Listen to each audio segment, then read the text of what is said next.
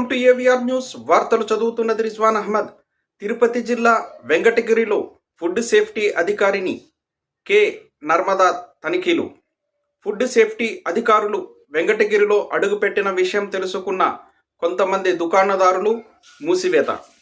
వెంకటగిరి పట్టణంలో పాత బస్టాండ్ బూసితోటలో ఉన్న ఆర్కే కుమార్ దుకాణంలో ఫుడ్ సేఫ్టీ అధికారి నర్మదా తీవ్రంగా తనిఖీలు చేపట్టారు.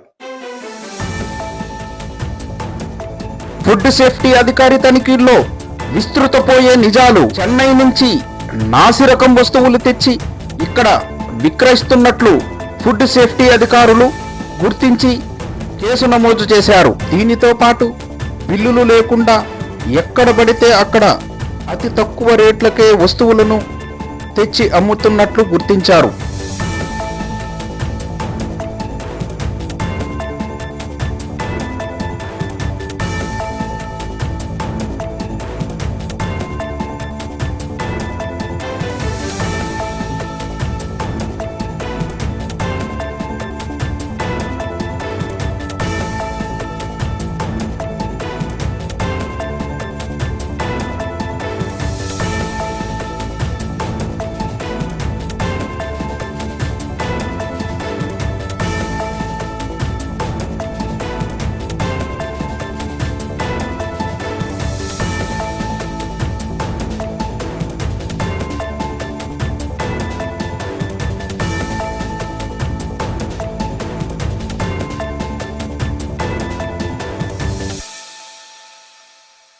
నమస్కారం అండి. నా పేరు నర్మదా. నేను తిరుపతి జిల్లా వెంకటగిరి మండలం ఫుడ్ ఇన్స్పెక్టర్.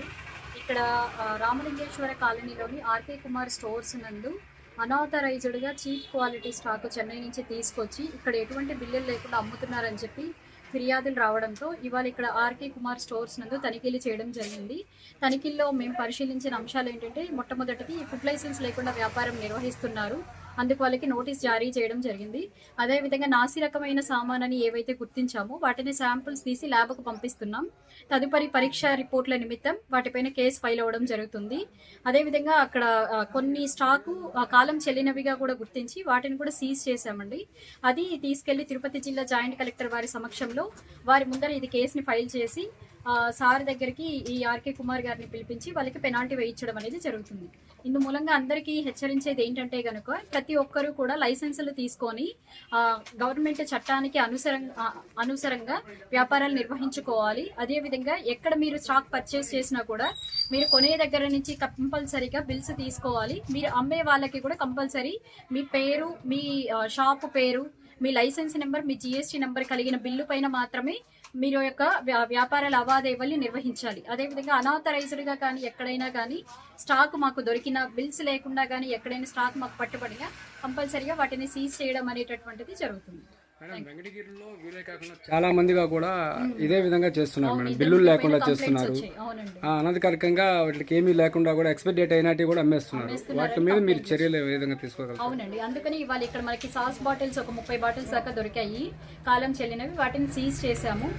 నోటీస్ ఒకటి ఇచ్చామండి 14 రోజుల గడువుతో.